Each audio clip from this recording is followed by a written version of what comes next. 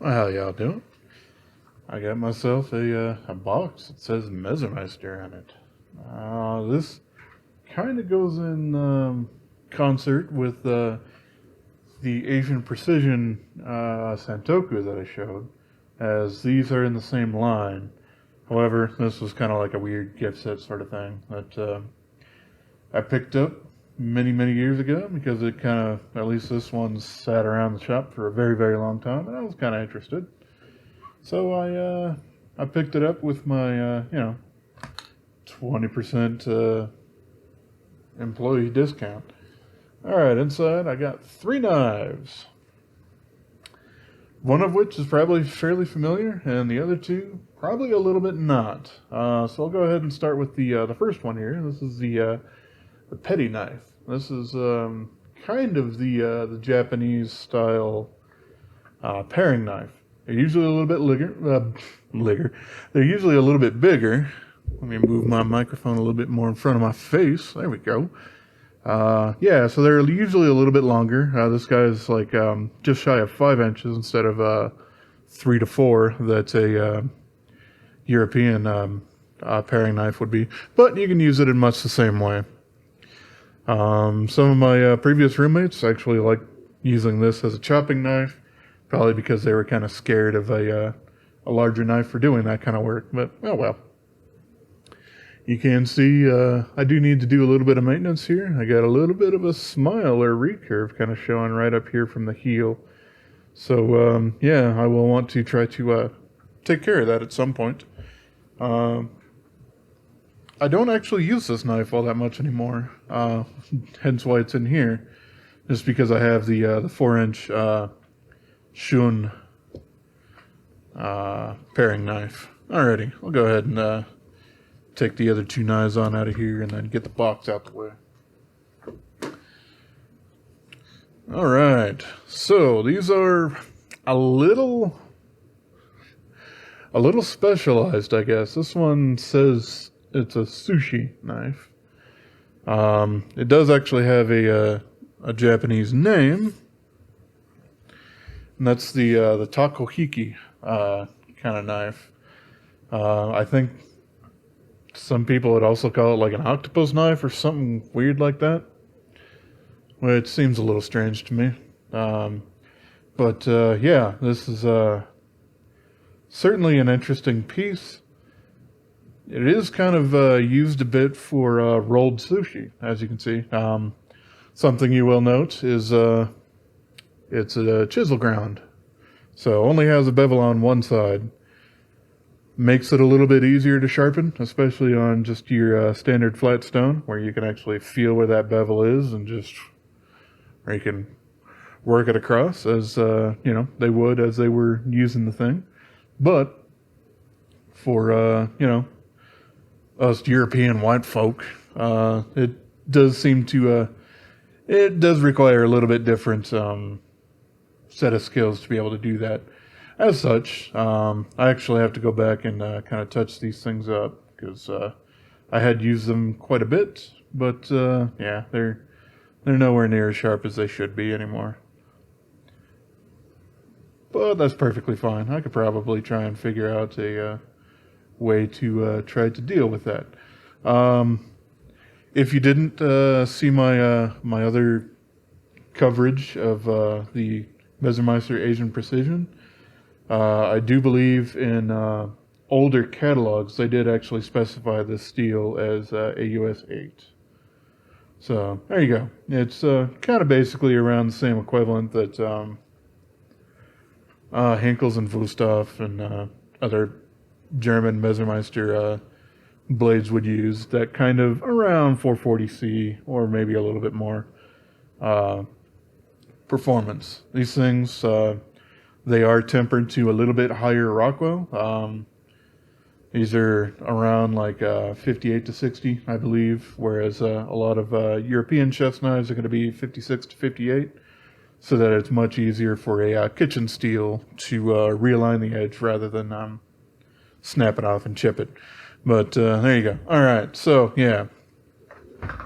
Let's find myself my cutting board. There we are. Hopefully it doesn't have too much rope fragments. Yeah, it's got a couple. Oh well, I've been doing some cut testing. But yeah, so what's interesting about this is it's single bevel, which means it's flat on that side. You can see basically, specifically with these kind of knives, how it is that bevel.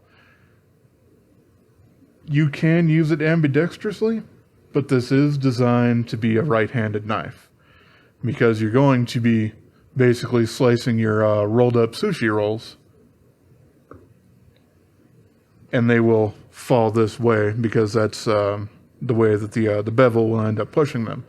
If you try to do that and you're on the left side, it's less likely that the cut roll will end up falling off.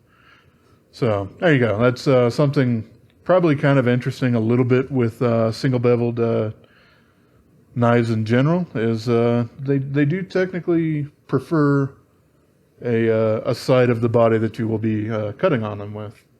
There you go. Not a big deal, but there you go. The last thing that's kind of interesting with this guy is the end here. Looks like a chisel. It is not sharp. And it's actually kind of convenient for when you fully sliced up your roll and the blade is super, super long, you can actually pick up the whole roll on it. Shake the camera while I'm doing that. And then you can deposit it on the plate without, having to pick it up with your hands or whatnot. Which is, I guess it's a little bit more like what a sushi ya would end up doing at a, kind of mid place or a higher end kind of a sushi restaurant where the sushi chef is actually preparing and serving everything. A lot of other places where they do have a sushi chef that's actually preparing the stuff like in the back and they're delivering it to a table or something like that. It's much easier for the wait staff or sous chefs or whatnot to just have work safe gloves on and just use their hands and do that sort of thing. This is just, much more convenient when you're, a sushi chef trying to service a good, 6 to 8 people. All right. Let's see. One other thing here that I'm missing is my ruler. So I don't remember exactly how long this thing is, but it's a lot. Yeah, let's see. So sharpened blade is going to be over 10 inches on this guy. Basically like 10 1/4 or something like that. It's pretty long, but, like we were saying, if you're making that full-size sushi roll, this blade length is perfect to be able to hold the whole thing without, having to do 2 halves of it or something like that. The other one here, this is fairly similar. This is a Yanagiba. It's quite similar in a lot of ways. Obviously, you do have a little bit more of a point to it. And, yep, it's single bevel as well. And probably not as well kept for as I probably should have. But that's okay. It's just some water spots from the last time I cleaned it. But, yeah, this guy, I do believe, is a little bit shorter. Unless I'm absolutely crazy. Yeah, just a little tiny bit shorter. By like, 1/4 to 1/3 of an inch. So yeah, this guy is another slicing knife. This is for a little bit more meat preparations. That way you do have that tip on there, which you generally won't need for cutting up sushi. But it does help when you're when you are doing some slicing and tip work down there for, cutting up whatever kind of meat that you want. These guys all kind of came in that same gift set. And I can say, for the most part, unless you really, really, really like this whole chisel thing for picking up and setting down, mostly sushi rolls, but I suppose you could do it with some other veggies that might have a little bit of stick to them, like zucchini or something like that. This guy's probably a little bit more versatile because you can do that same slicing that you can with the Takohiki knife over here. but you also do have that tip for using it as a little bit more standard kind of slicing knife there. There you go. These guys are fairly specialized, I guess. Like this guy, yeah, it's a carving knife. And a lot of large block sets will come with some sort of carving knife. Usually they'll be, a lot of times they'll be 8 or 9 inches for the European ones. And then you have like the super long ones that have the fluting on them. Those are usually like a foot long or 14 inches. Which kind of have a little bit more in common with that guy, where they have those little fluting or granton edges going up the blade there, and they don't have a tip because you don't need that. But I don't really think that a lot of Japanese chefs are dealing with large roasts like a lot of Western European style chefs are dealing with. So there you go. But yeah, this is pretty interesting. It's both of these guys, because they are single bevel and whatnot, and they do want to give a healthy shoulder, so to speak, so you can have the food kind of fall off of there. They are rather thick, which is a little bit different from a lot of other. From standard preparation Japanese knives, like a Santoku or a petty knife or something like that. But, hey, there's a lot of Japanese knives out there, like these, that do use a single bevel. And because of that, they are a little bit heavier. Especially, they are not really designed to balance there. Generally because you're not intended, for the most part, to use a lot of Japanese knives with a pinch grip.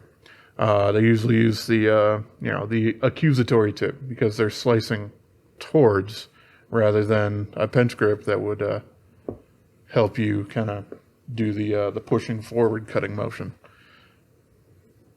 I prefer the pinch grip on most of mine. I just feel I have a little bit more control over the knife, especially like a long one like this. Like, you can get a decent amount of control, but, if I can hold on to that, I feel a lot more in control in the tip there. So, yeah, that's about all I really need to say about these guys. Like I said, they're AUS 8. And these handles, just like the Santoku, they are POM or polyoxymethylene impregnated paper kind of material, so it's a bit like a paper micarta, but a lot more resin impregnated around it, and obviously polished, so you don't really have a whole bunch of texture. Polyoxymethylene, like we used to say in the in ye olde cutlery shop, it's what a lot of bowling balls are actually made up on the outside layer, so it's pretty darn durable. You can see that it does have some scratches and scuffs.